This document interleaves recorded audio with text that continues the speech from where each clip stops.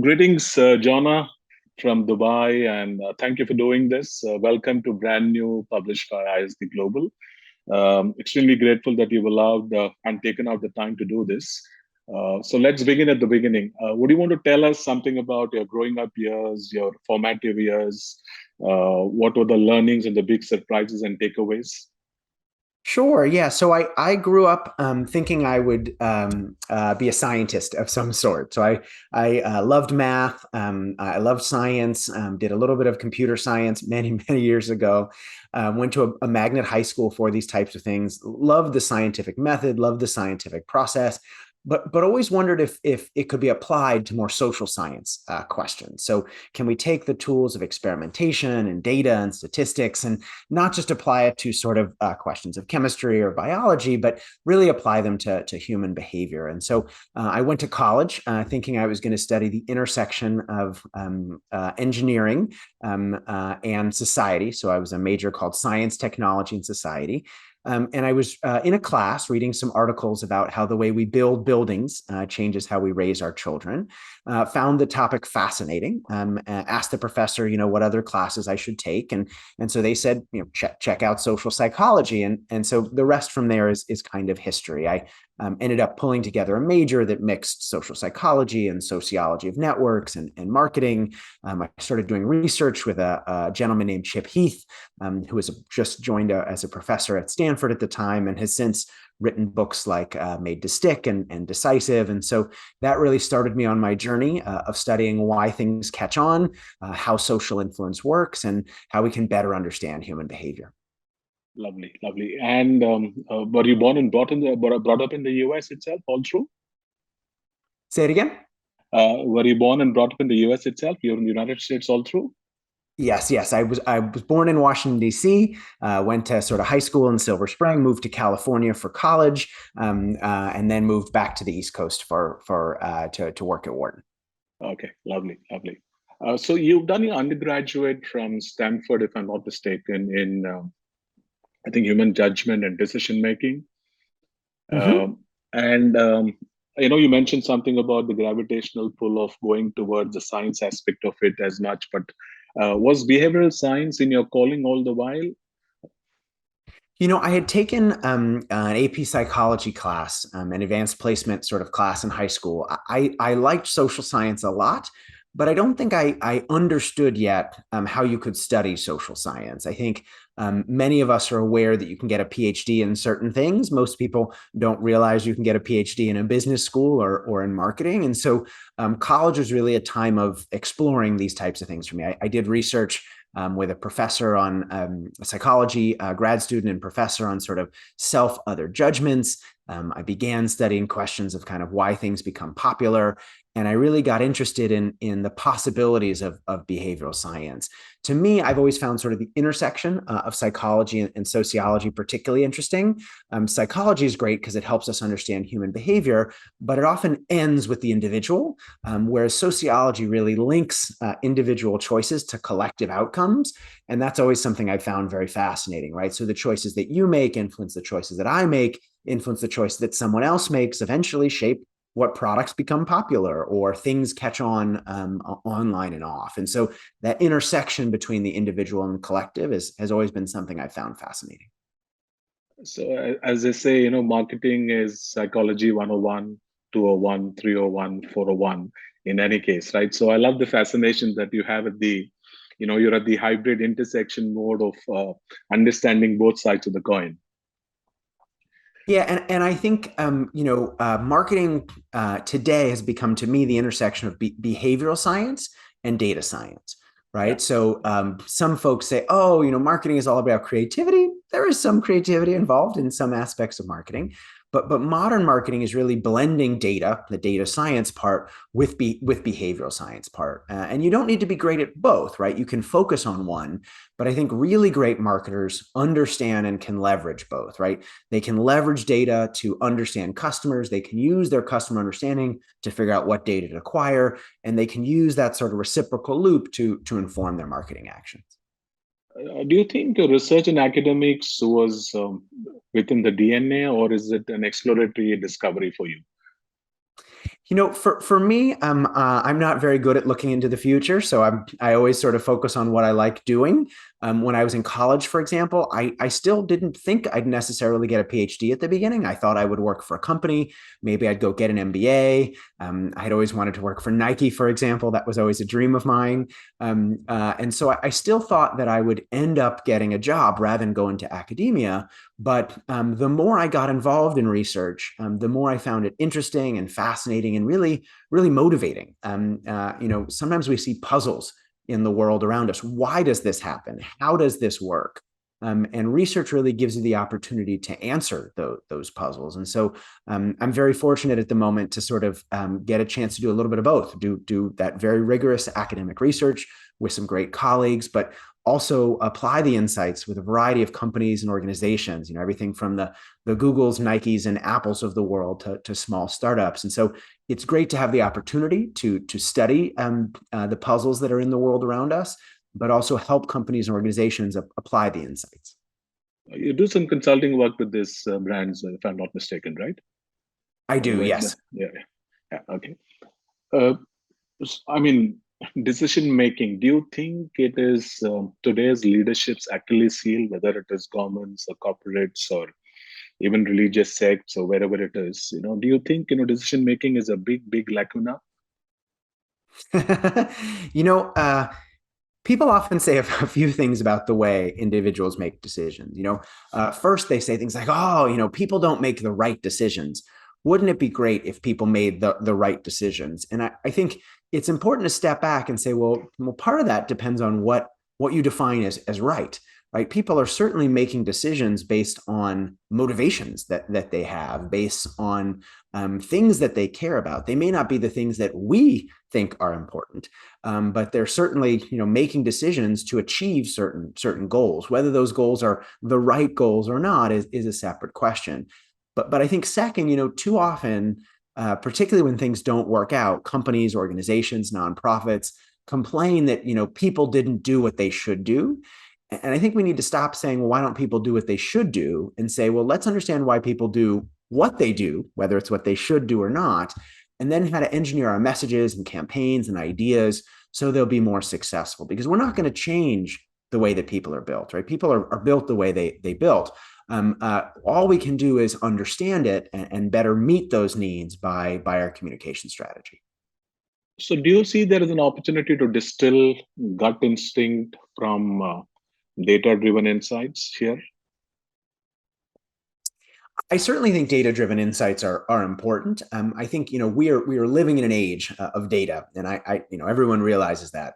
Everything from the conversation we're having right now, which is being recorded and being transcribed, the posts on social media that we make that provide insights into our attitudes and our opinions, our actions on websites as well as purchasing. Many things we do are leaving trails of data behind that companies and organizations can mine for insight.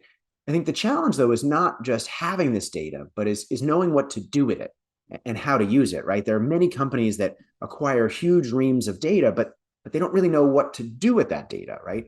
How can you use this data to solve a problem that you have? What are the questions you should ask of this data? I think we're seeing many companies now that are using machine learning for predictive modeling. And so having more features in the data improves prediction. But we really need to think about using data to test hypotheses. And that's where the behavioral science part really comes in, right? Understanding people, understanding how their data can help us make better decisions and create better products and services or make them more aware of the offerings that we have. I love social listening, for example, which is thinking about what do people say on social media and how can we use that to improve our offering. If we're a company and every day we're a hotel and every day, dozens of consumers complain about our beds, I've worked with companies that say, oh, that's a word of mouth problem. People are sharing word of mouth about us. How can we fix that? And I often step back and I say, well, was that a word of mouth problem? No, it's really a product problem, right? There's a problem with our product and people have taken the time to tell us about that problem. And if we're ignoring what they're saying, Which you would have otherwise paid for through a research yeah, or a survey. Yeah, it's they're giving us free opinions. We might as well mine that for insight. And so rather than sitting there going, oh, well, they're wrong, or oh, this isn't what we want them to be saying, think about, well, maybe we should fix our beds, right? Or maybe we need to change our value proposition so that we're attracting the customers that aren't expecting the beds to be whatever they are. Maybe we're a low priced offering. Maybe we can't have the most beautiful beds in the entire world, but then at least we want to make sure customer expectations are meeting customer reality. And so mining that data for insight can be quite powerful. Lovely. Firstly, many congratulations on the book, the new book that's coming out in March, Magic Words. I love the title of the book. And I just wanted to understand, I'm sure this is a fourth, if I'm not mistaken, the fourth book in your It is the series. fourth I one, know, yes. yeah, fourth.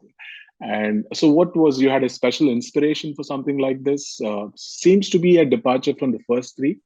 Uh, uh, you know, and Yeah. if you can just take us through as to what is the thought and the inspiration. Yeah, so I'll say a few things. So first of all, I actually started the roots of what would become this book over a decade ago. The first paper I ever wrote actually was using textual analysis to measure the prevalence of certain things online over time. One of the sort of papers I'm most famous for that came out, I think in 2012, use textual analysis to understand what makes online content viral. But as someone who's been interested in why things become popular, why things succeed, how can we analyze consumer data in the field to understand impact? One challenge has always been, how do we measure some of these things, right? So if we want to say, well, why does content go viral? Why does some online articles go viral? Why are certain brands talked about more than others? We have to be able to measure features of that content. If we're saying, oh, does more surprising content go viral?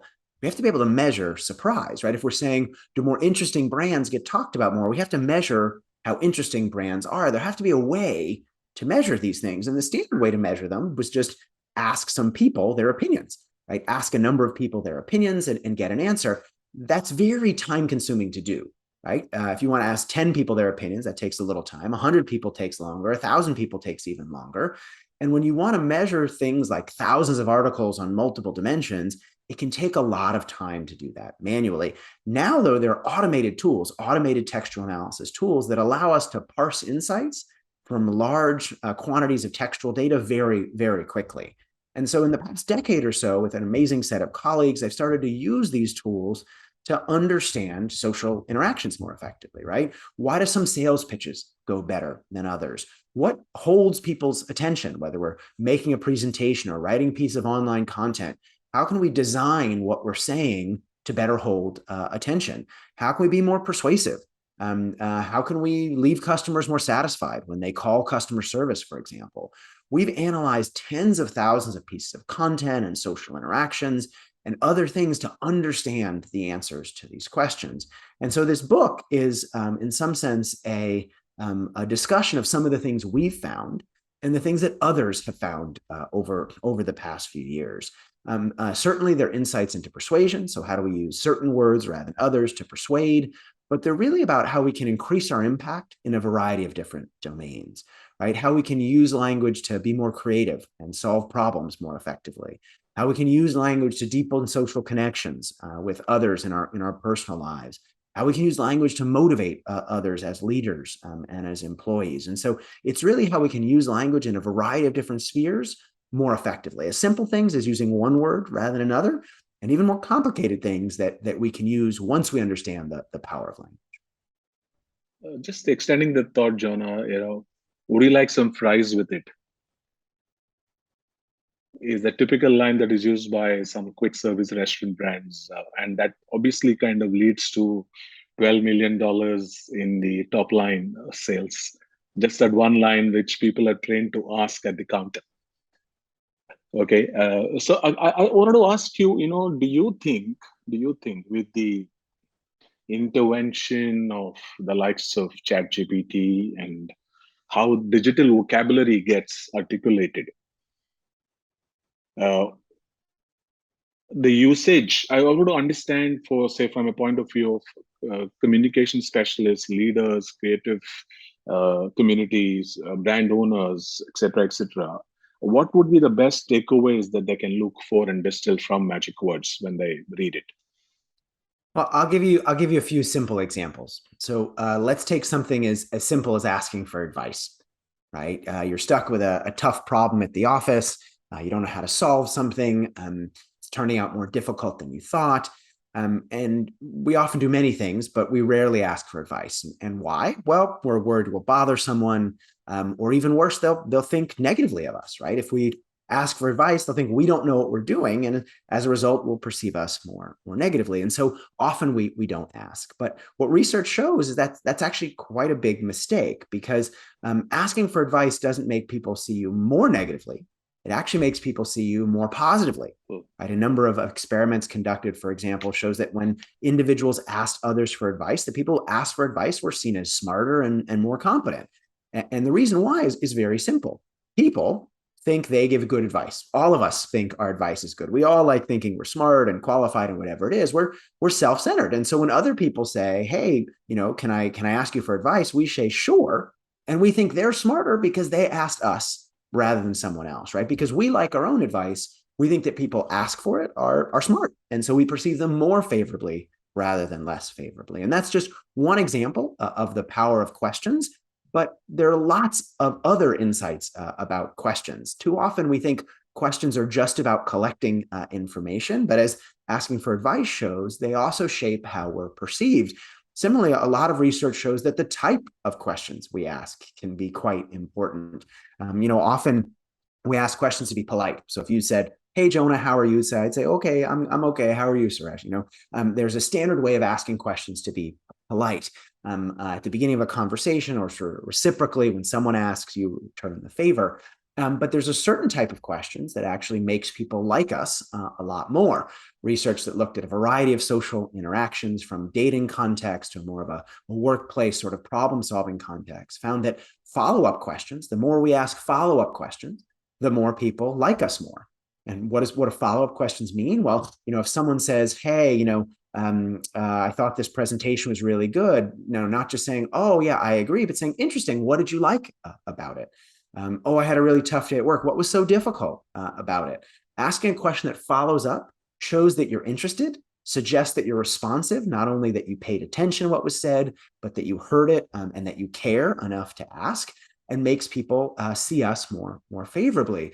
And this is just two examples from a larger chapter of asking questions. But in the book, I talk about 6 different types of language, all of which can increase our impact. I put them in a framework called the SPEAK framework, and that stands for the S is the language of similarity, the P is posing questions, E is emotion, A is agency and identity. One of the C's is confidence, and the other C is concreteness. And each of these is a type of language that once we know how to use, we can increase our impact in a variety of different domains. So I think, in the book, and please feel free to push back, even things like your email subject lines. The power of the subject line is very, very underrated in terms of what it can achieve in terms of open rates and CTRs, etc., etc. So there will be a lot of takeaway from the book, I think, for readers, I suppose, because that seems to be an Achilles heel, because people do complain about the fact that I don't get the kind of CTRs and open rates. I'm sure Magic Words will have some kind of a solution or a solve for it. Yeah, I mean, there are a number of solutions there, but I'll give you just one example. So take a simple word or a simple situation like what we're in, trying to get someone to open our email. What's the problem? Well, the problem, if you take a step back, is that people are getting lots of different emails. They're overwhelmed. In addition to their daily job or life, they're not sitting there going, "Oh, I wonder what this email says." They're sitting there going, "Can I delete this?" Right? If it's someone I don't know, if it's something I don't think is important, I'm going to move past it. Same with social media, right? There's so many posts from so many companies and organizations and individuals. It's hard to take the time to read them all. And so how can we get people to stop and pay attention to our message, whether it is open our emails or engage with our social media posts?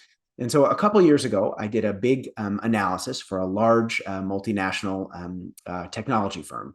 So they gave me all their social media posts and the amount of engagement they received. And they said, hey, what's working, what isn't?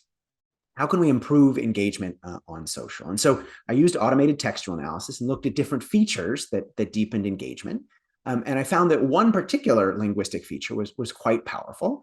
And that is words like you, Y-O-U. So you, you'll, your, second person pronouns. I found that in social posts that used the word you had higher engagement, had more likes, more comments.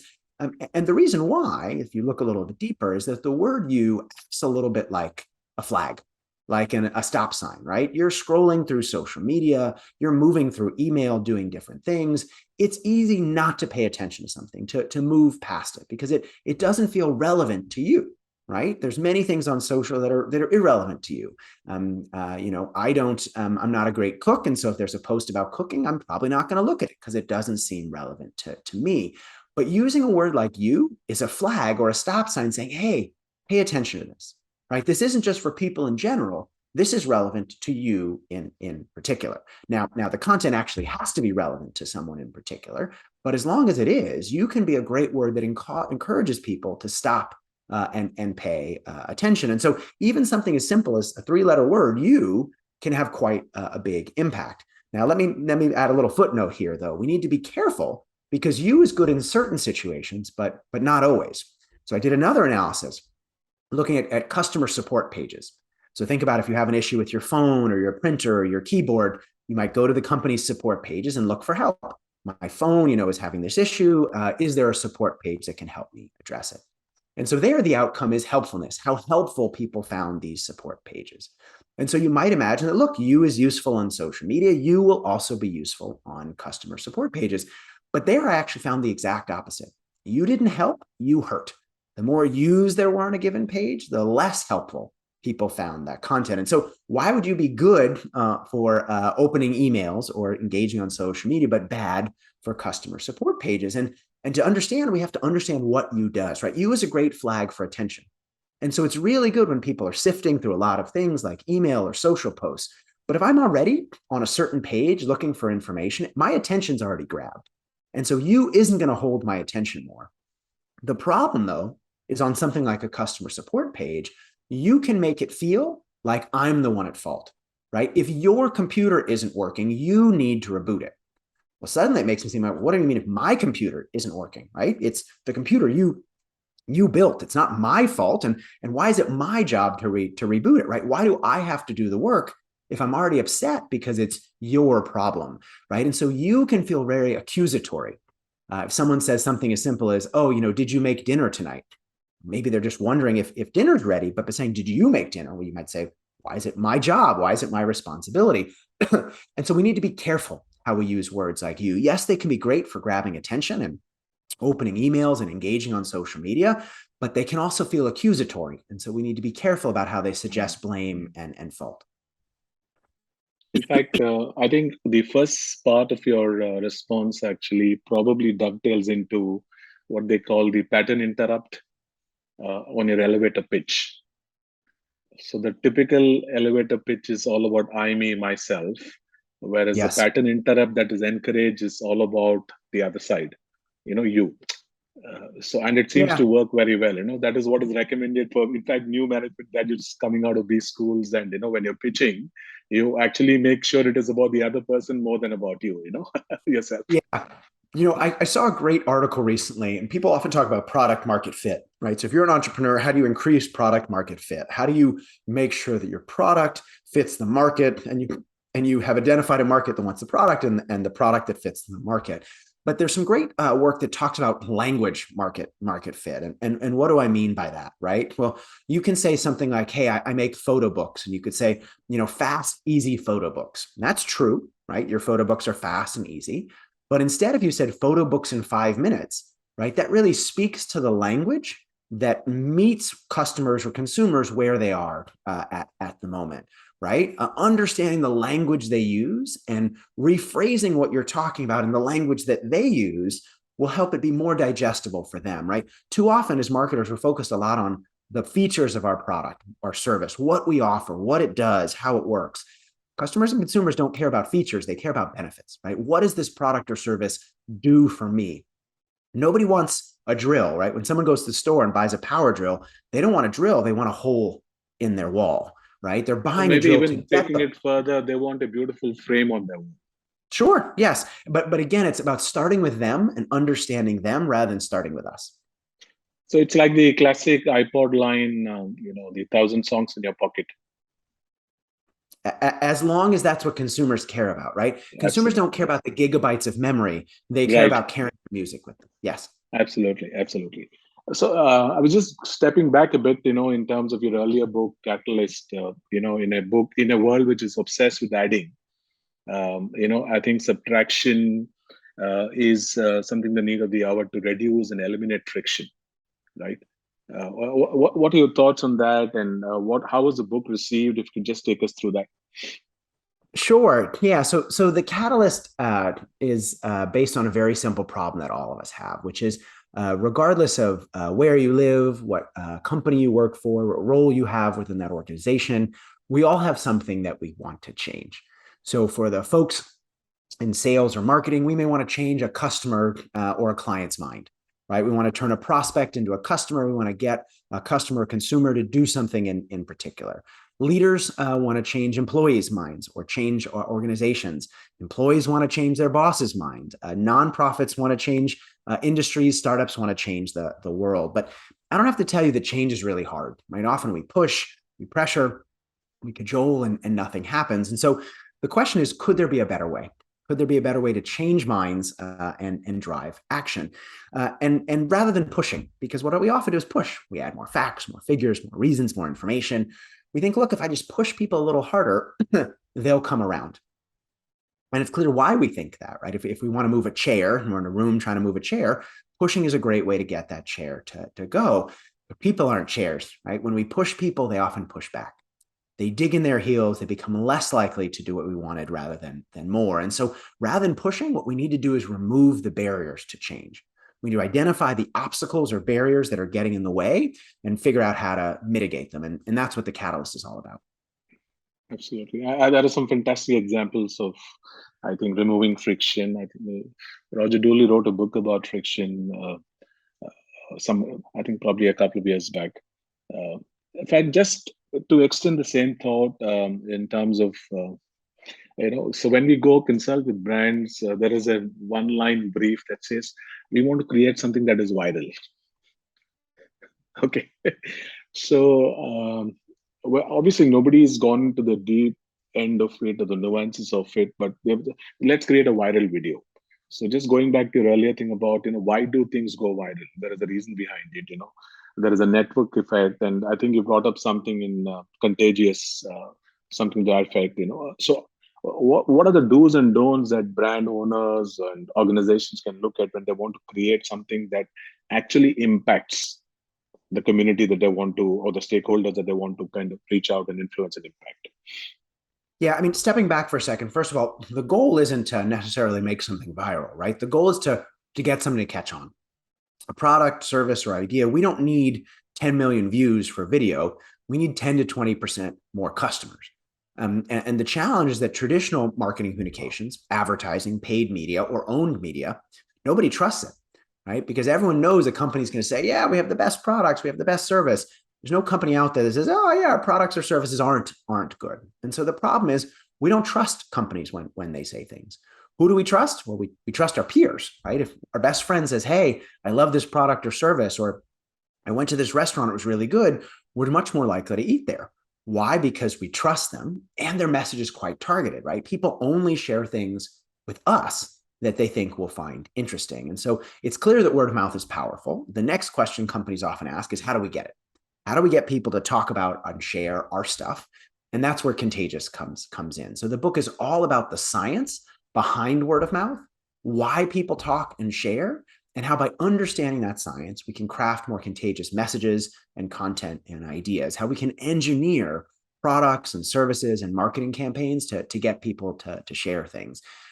We've analyzed thousands of pieces of online content, tens of thousands of brands, millions of purchases around the United States and around the world. And again, the same 6 factors come up. And so in Contagious, I put them in a framework called the STEPS framework. It's all about how we can engineer things to be more likely to be shared. So now that you've authored 4 books, can you tell us about some of the books that actually inspired you, as you were growing up and, both in your profession and your career, and also some of the people that have been really benchmarks for you in terms of being inspired by? Yeah, there are a number of books that have had a huge impact on me. So one is The Tipping Point by Malcolm Gladwell.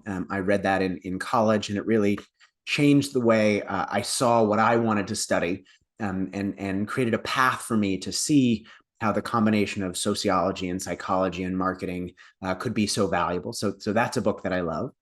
Made to Stick is also a book that had a big impact on me. It's all about how to communicate messages in a way that's more memorable.